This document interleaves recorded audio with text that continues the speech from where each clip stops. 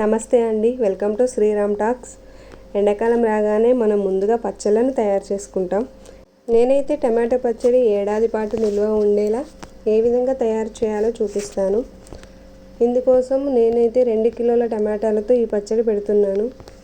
ముందుగా టమాటాలను నీటిలో వేసుకొని బాగా కడుక్కోవాలి.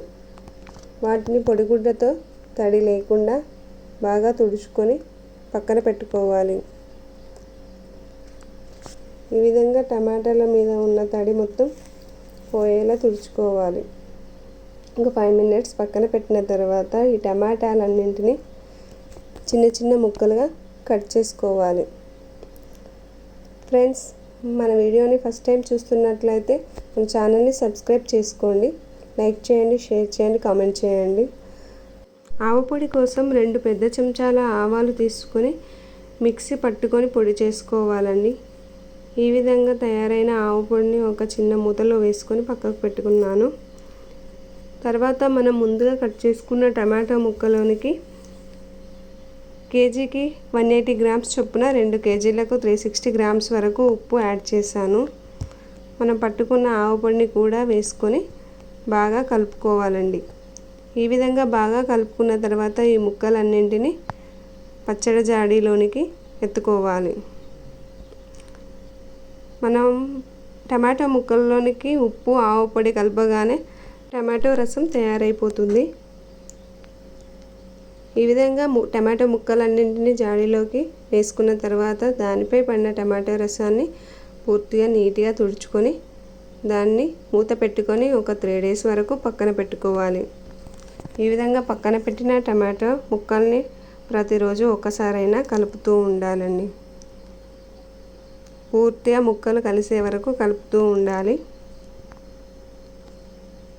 3 days తర్వాత ఈ టమాటో ముక్కల్ని బాగా కలుపుకొని దానిలో ఉన్న టమాటో గుజ్జును తీసేసి ఒక గిన్నెలో వేసుకోవాలి. ఈ విధంగా మొత్తం టమాటో ముక్కల్ని తీసేయాలి. తర్వాత టమాటో రసాన్ని పక్కన పెట్టేసి ఈ టమాటో వక్కలన్నింటినీ ఎండలో ఒక క్లాత్ వేసుకొని పల్చగా వేసుకోవాలి. ఈ విధంగా పల్చగా వేసుకోవడం వల్ల టమాటో వక్కలు త్వరగా ఎండిపోతాయండి. మనం ఇలా ఎండబెట్టుకొని పచ్చడి తయారు చేసుకుంటే ఎక్కువ కాలం నిల్వ ఉంటుంది. మనం పక్కన పెట్టిన టమాటో రసంలోనికి చింతపండును కలుపుకోవాలి. 2 కిలో టమాటాలు కాబట్టి 200 గ్రామ్స్ వరకు చింతపండు కలుపుకోవాలి. మనం తీసుకునే చింతపండులోనికి నారలు, ఈనెలు లేకుండా చూసుకొని కలుపుకోవాలి. ఈ టమాటో రసాన్ని పక్కన పెట్టుకోవాలి. నేనైతే 2 days టమాటా వక్కలు ఎండిన తర్వాత ఒకసారి మిక్స్ పట్టి మళ్ళీ ఎండపెట్టాను. ఈ విధంగా చేయడం వల్ల టమాటో ముక్కలు త్వరగా ఎండుతాయి. ఆ వీడియో క్లిప్ మిస్ అయిందండి, సారీ. ఈ టమాటో ముక్కల్ని మరొకసారి మిక్సీ పట్టడం వల్ల పౌడర్ చాలా మెత్తగా ఉంటుందండి. చూసారు కదా. ఈ పౌడర్ని పక్కన పెట్టేసి ఇప్పుడు టమాటా రసం నుండి చింతపండు గుజ్జును తీసేసి ఒక గిన్నెలో పెట్టుకోవాలండి. చింతపండు చూడండి బాగా నానిపోయింది. ఫ్రెండ్స్, ఈ టమాటో పచ్చడి అన్నంలోనికే కాదండి, టిఫిన్స్లోనికి కూడా చాలా టేస్టీగా ఉంటుంది. మా పిల్లలైతే చాలా ఇష్టంగా తింటారు. మీరు కూడా ఒకసారి ట్రై చేయండి. ఈ విధంగా మొత్తం చింతపండు గుజ్జుని టమాటా రసం నుంచి తీసిన తర్వాత ఆ టమాటా రసం మొత్తం ఒక గంజులోకి తీసుకోవాలి. కొందరైతే కాసేపు ఎండలో పెడతారు. నేనైతే ఈ టమాటో రసాన్ని స్టవ్ ఆన్ చేసి వేడి చేస్తున్నాను. ఇలా చేయడం వల్ల టమాటో పచ్చడి ఎక్కువ కాలం నిల్వ ఉంటుంది. ఆలోపు మనం చింతపండు గుజ్జును మిక్సీలో వేసుకొని మెత్తగా మిక్స్ చేసుకుందాం. చూడండి, చింతపండు గుజ్జు మెత్తగా అయిపోయింది. దాన్ని పక్కకు పెట్టేసుకుందాం. ఈలోపు టమాటా రసం బాగా మరిగిపోయిందండి. దాన్ని స్టవ్ ఆఫ్ చేసుకొని చల్లారే వరకు పక్కన పెట్టుకోవాలి. ఈ విధంగా టమాటో రసం పూర్తిగా చల్లారిన తర్వాత దానిలోనికి మనం మిక్సీ పట్టి పక్కన పెట్టిన చింతపండు గుజ్జును యాడ్ చేసుకోవాలి.